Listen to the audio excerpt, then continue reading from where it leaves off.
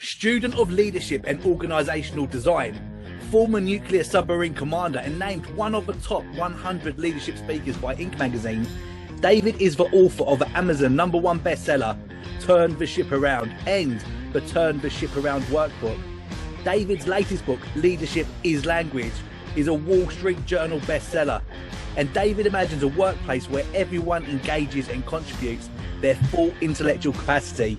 A place where people are healthier and happier because they have more control over their work. A place where everyone is a leader. Hello and welcome to Talk Business with David.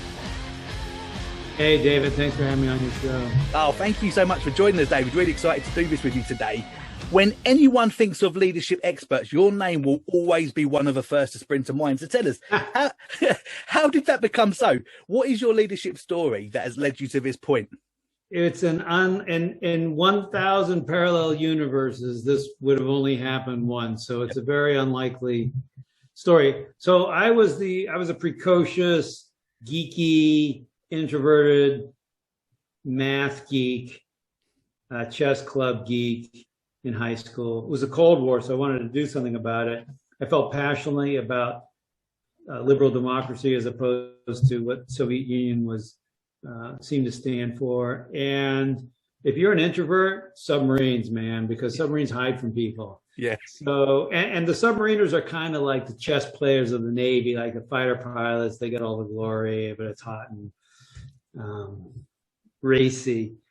Our world is slower, but sort of, it's all in your head because you can't see anything. Anyway, it appealed to me, and I was successful. On the strength of being able to tell people what to do.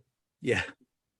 My success was firmly rooted in me, in a model of leadership where I was a decision maker. I was the smart one in the room. I was allocated the thinking part of the job, and the team was the doing part of the job. And their job, my job, was to get them to do what I decided they needed to do.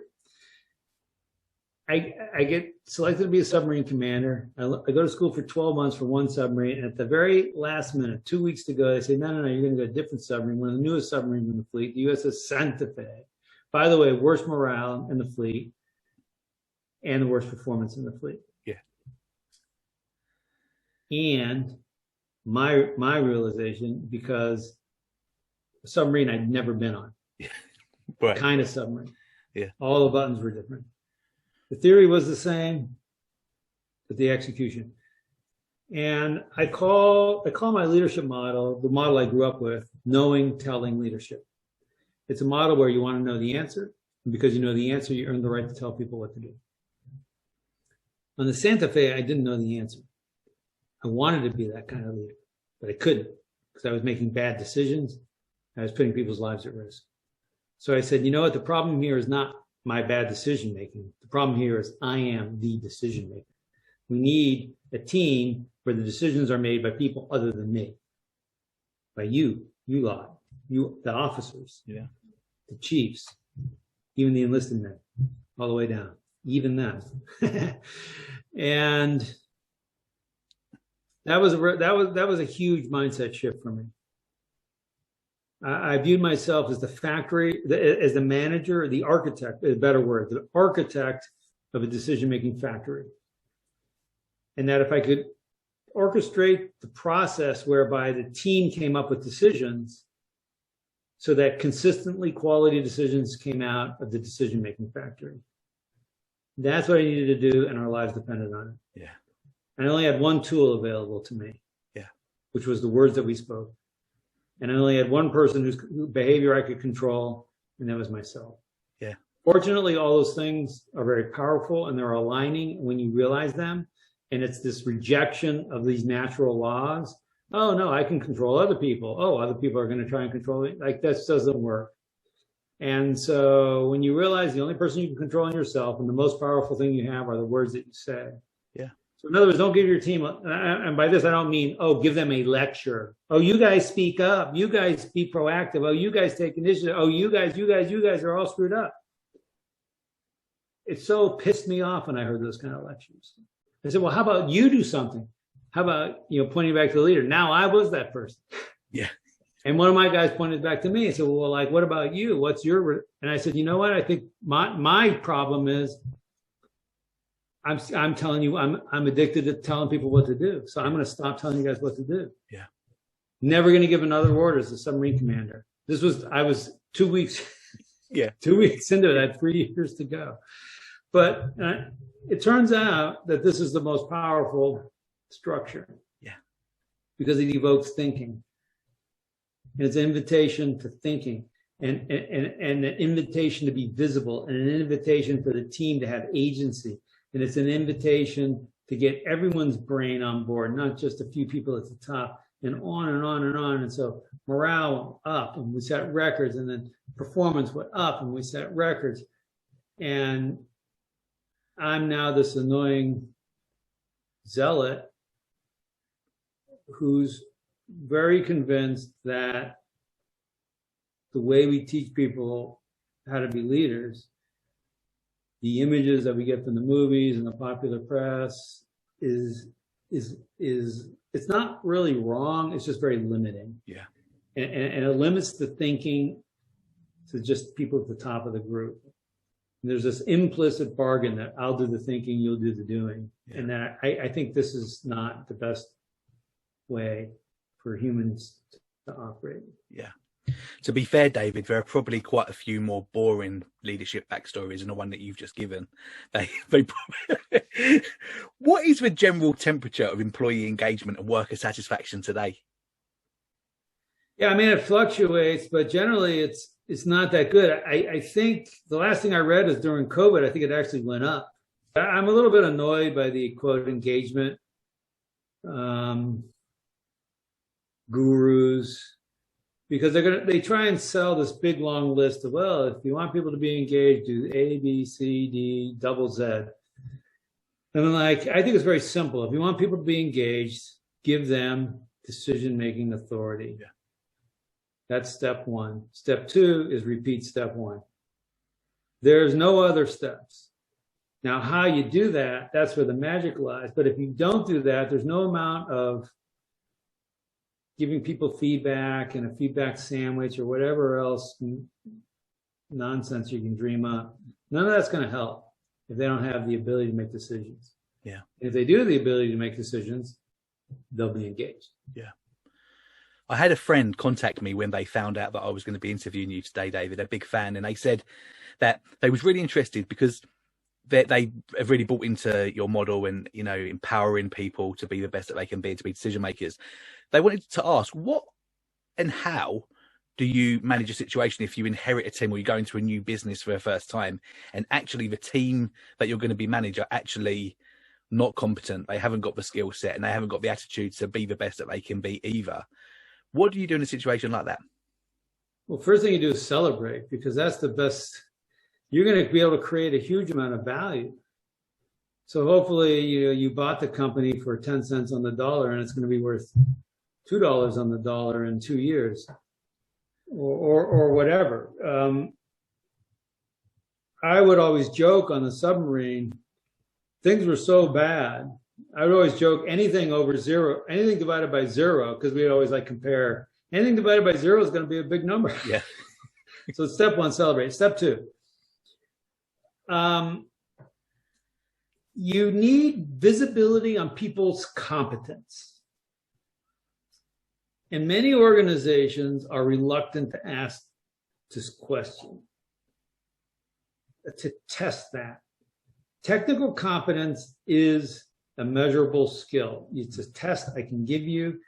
You can get a good score or a bad score in whatever domain that you're in. Most organizations are so afraid of actually giving people a test that they won't. They're afraid from a couple of dimensions. Number one, it'll feel like invasive, like who am I to question your technical competence? And number two is, I'm afraid that it's going to come out to be a really dismally low number. Most organizations that I think it's way more organizations have less technical competence than they think they actually do. However, that shouldn't hold you back from giving people the authority to make decisions. And our special word was intent. So people would come and say, here's what I intend to do. And then we'd have, now it gets interesting. And we have an interesting conversation. We say, okay, well, tell me about that. Well, even if I agreed or disagreed, you have to ask the same set of questions. Otherwise, they'll get a sense of, oh, these are the questions he asked when he thinks it's a bad idea, and these are the questions they asked when he thinks it's a good idea. So you have to ask the same questions, like, tell me more. Like, how does that align with our objectives? How does that fulfill the mission? Blah, blah, blah. And then they would kind of get smart, and they would just like preemptively, hey, Captain, here's what I intend to do. Here's the outlines of the objectives. Here's how it fulfills our mission. Blah, blah, blah.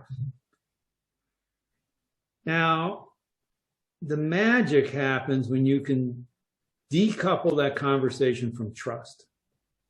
In other words, if you can ask hard questions. We don't like that question why in this case, because it tends to be provocative and put people on the defensive. Well, why would you want to do that? But even if you were to ask that, hey, David, why are you doing that? Like, why are you doing that? You say, well, look, let me show you. Let me expose my thinking in an unprotective way, undefensive way. You help make it better. Why? Because the reason I feel safe to do that is because I know there's a deep trust below it where you believe whatever it is I'm telling you is for the best of the organization. I don't have some secret agenda where David Knight's going to get rich off this program, the organization's going to be screwed, or anything like that. And if we have that deep abiding trust, then we can have an argument about, well, this is a wrong guess, and you should have these guests. And no, it shouldn't be a 30-minute program. It should be an hour. It should be a 5-hour. Like, what? So now we can have all these conversations unhindered by the baggage of, well, don't you trust me? So that's one of the things. And over to you. Stalled out.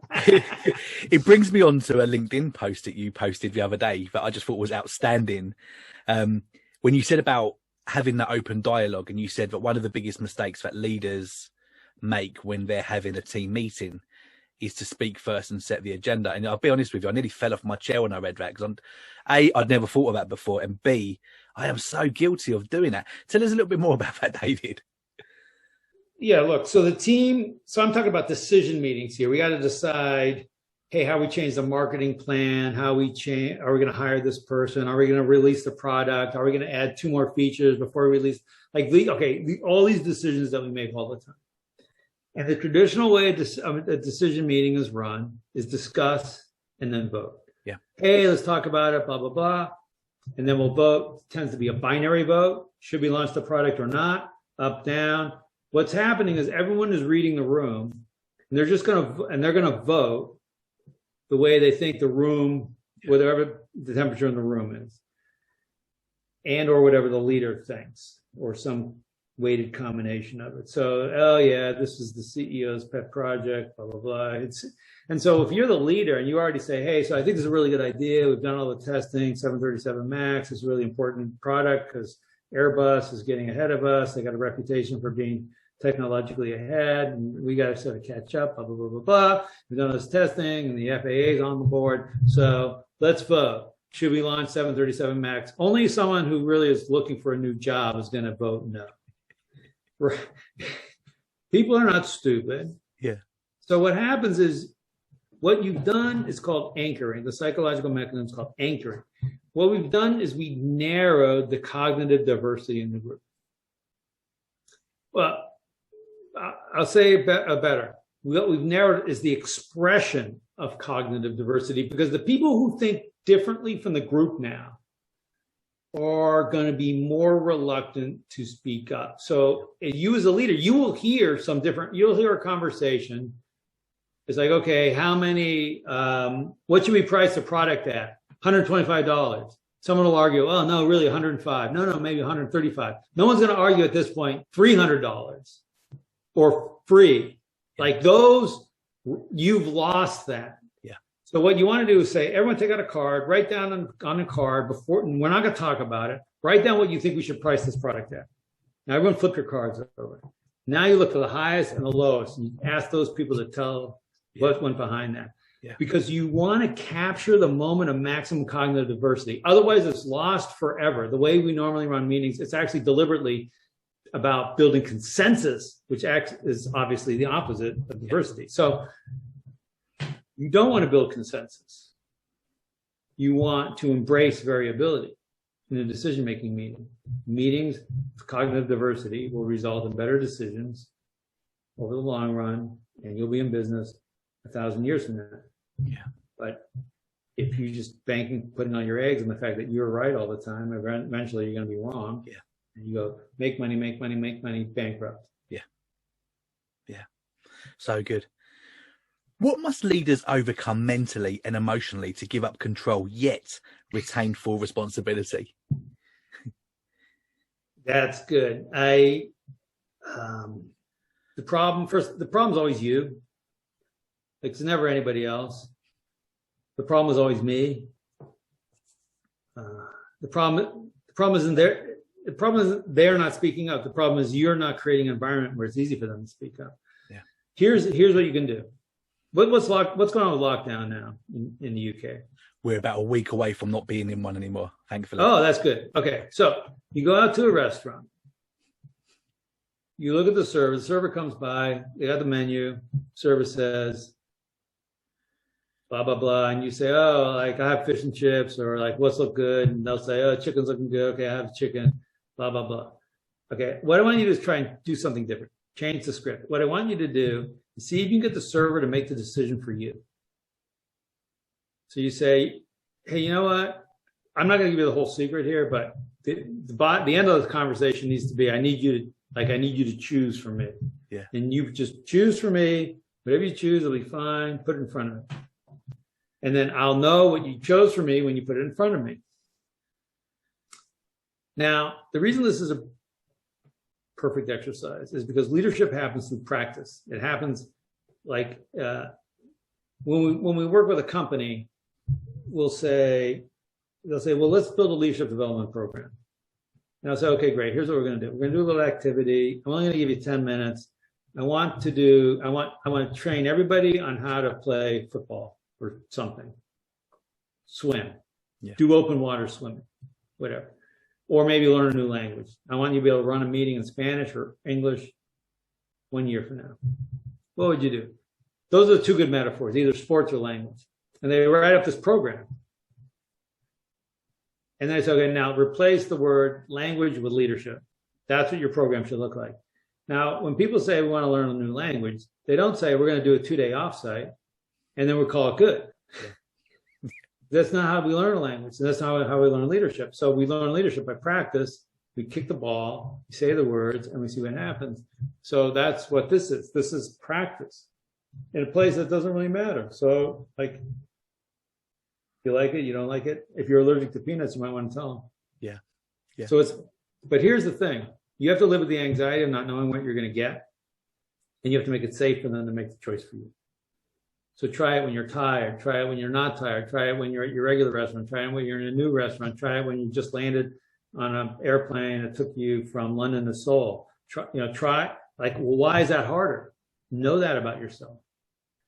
And what about the server? How come sometimes they react one way? How come sometimes they react a different way? How come sometimes you're surprised by that reaction? What did you not notice about the way they were standing in front of you?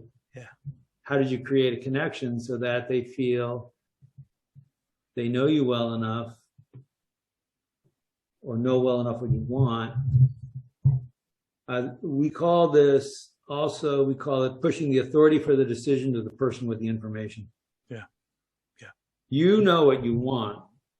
We call that clarity of purpose. So you may have the purpose. For me, it tends to be things like, hey, I'll take 800 calories. I don't eat meat. Other than that, pretty good. They know what's coming out of the kitchen. So they have the information. As an alternative, you can say, let the chef pick or something like that. That tends to let them off the hook a little bit, but it's all about safety. The second part, the thing I'm talking about now is about safety. So it's you living with anxiety and then creating safety for them. This is exactly the skill you need. This is exactly how I felt. Every day as a submarine commander, it was as if I said, hey, you decide. Now, in this case, you don't know where you're going to get until you get it. The way we operate the submarine was I would say, tell me what you intend to do. Tell me what you intend to bring me. But for this particular exercise, because the consequences are so low, we try and stretch it actually to call it level 6, just do it. Yeah. How important is the language that we use in leadership?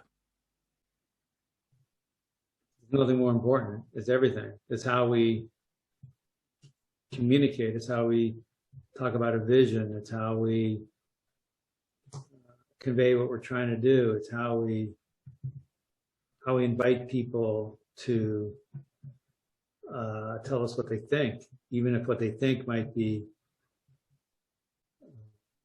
bad news. And people say, well, why do I focus on the words? Isn't like how they're delivered? Does that matter? And I've heard that body language is 70% more. That's 70% of the signals in body language. No, the study was if the words and the body language differ, then go with the body language. But the bulk of the meaning, as long as the words and the body language are consistent, the meaning is conveyed in the words. Yeah. So, and here's the cool thing. You control your words. Most people actually don't control their words. They just say what comes into their head. And what comes in their head has been seeded there by what they've seen, which is what their parents saw, which is what their grandparents saw, which their great-grandparents saw, which was a cotton mill in Manchester. Yeah. And so you're running your life as if you were running a cotton mill in Manchester from the 1850s, because we haven't deliberately changed our language. And so we have all hands meetings, or we will, the way I talked about running meetings, the fact that we have leaders and followers, the fact that we have white collar, blue collar, the fact that we have management, union, all these things are vestiges of the Industrial Revolution, where we separated people into humans into thinkers and doers. Now they all look human, so I might get confused. So I'll help you with that. We're going to put on different uniforms. Yeah. We're going to wear a coat and tie. You're going to wear overalls. Oh, that makes it easy. In the airplane, different uniforms. In the hospital, different uniforms. On a construction site, different uniforms. Why? Because then we're signaling we're the decision makers and you guys are the doers. Yeah. Anyway, it's a bad dichotomy. Yeah. How do leaders ensure that they are kept in a loop without beginning to micromanage? Eyes on, hands off. Just because you know doesn't mean you have to interject.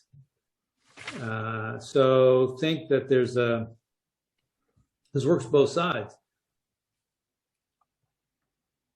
As a leader, in order to build trust, comes from transparency exercised over time. You don't have to be right all the time, but you do have to be transparent. So it goes both ways. So from the subordinate's position, you want to say, hey, let me expose my thinking. Here, I got a decision. Here's how I'm thinking about it.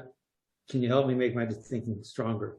Now, if you go into your boss and you say, I got this decision, whether we should use Times New Roman or Arial on this presentation, your boss is going to tell you the answer. Yeah. And then you're going to whine about being micromanaged. But if you go to your boss and say, hey, I got to make a decision about what font to use. Here are the things I'm thinking about. Like our brand is about simplicity and human, but at the same time, I want readability. And so I'm going to weigh these criteria. I'm going to use these criteria to make my decision. How can I make, what am I missing? What is there a criteria that I'm not thinking about that's important? That kind of thing. So now you're inviting your boss to improve the thinking process, not make a decision for you. And the same thing happens on the boss's side. If your team is being transparent with you, they're not necessarily asking you to solve their problem. In fact, even if they are, I would not solve the problem. We call it return the problem unsolved. So they go, hey, what blah, blah, blah, here's the situation, what should I do? I would go, well, what do you think in terms of an assessment? Like, how do we get here? What's the root cause? I'm not asking them, I'm not saying, no, this is your decision. That's a big jump. That creates a lack of safety. Yeah. So it's always description, assessment, then action for the future. It's like a VCR. Pause, just where are we right now? Describe the world. Assessment, rewind. How do we get here? Then fast forward. Pause, rewind, fast forward. Say, okay, well, I think the pump's having a problem. I think it's description. it's vibrating. Assessment, bearings are going bad. Action, replace the bearings. And that can be, I'd like permission to, which is the traditional way of asking the question. Yeah. Or I intend to. I'm going to coordinate with these 3 other people, and next week at noon, I'm going to shut down the pump. We're going to have the other pump running. I intend to replace the bearings then. Or I just did it. Yeah, it was about to blow itself apart, so we had to shut it down. Yeah. So that's the process. Description, assessment, action. Yeah. Yeah. Having written such a heavyweight bestseller in the world of self-development, I'm interested, what books or resources have been most useful to you in helping you develop yourself over the years? Yeah, there's so many good books. So I'll give the readers some of the listeners some ones that they may not have heard before. Number one is there's a book called How to Talk So Kids Will Listen, How to Listen So Kids Will Talk.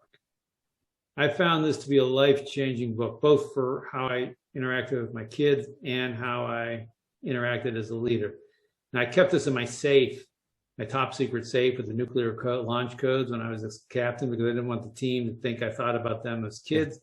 But the genius of this book is it gives words. Like the first part of the book talks about accepting people's feelings, but it goes much further than that. It says, well, like what kind of words do we use when we're not accepting feelings, and what kind of words do we use? So now it's not like preaching accepting feelings. Oh yeah, I got that.